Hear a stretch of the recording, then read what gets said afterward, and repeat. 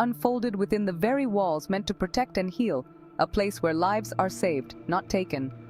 Dr. Debnath, a dedicated and compassionate physician, was found lifeless in the hospital's seminar hall, a place she often used to teach and inspire others.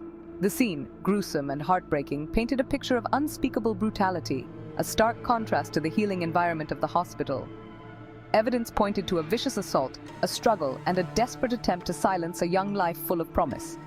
The room bore the marks of a violent confrontation. The autopsy report confirmed the worst fears of her colleagues and loved ones.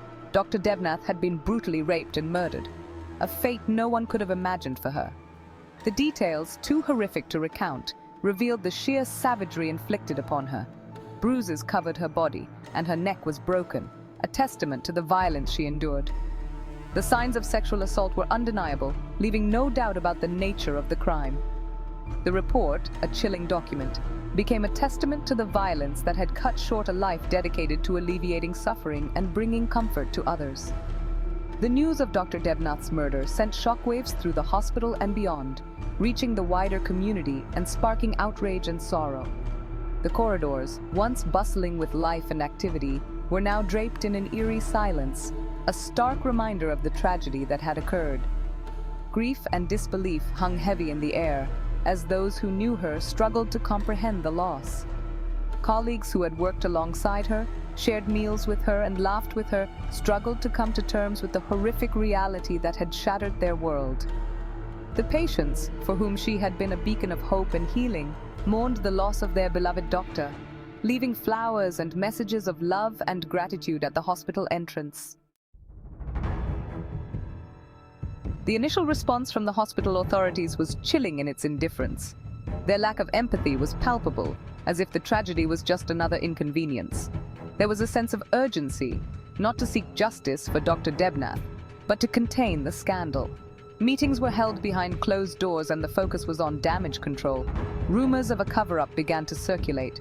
Staff members whispered in hushed tones, afraid of being overheard. Whispers of influential figures attempting to bury the truth added to the growing sense of outrage. Evidence was tampered with, and crucial documents went missing. Witnesses were intimidated into silence. Fearful for their own safety, they chose to remain quiet. The hospital administration, more concerned with their reputation than with justice, seemed determined to sweep the horrific crime under the rug. Their actions were calculated and deliberate. Their actions, or rather, their inaction, spoke volumes about their priorities. They turned a blind eye to the cries for justice. They had failed to protect one of their own.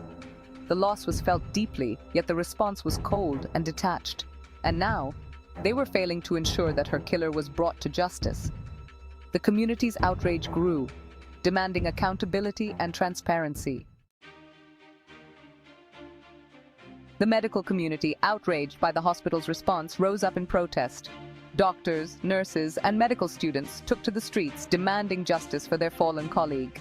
They demanded accountability from the hospital administration. They demanded a thorough and impartial investigation. The protests, fueled by grief and anger, spread beyond the hospital walls, resonating with a nation grappling with the epidemic of violence against women.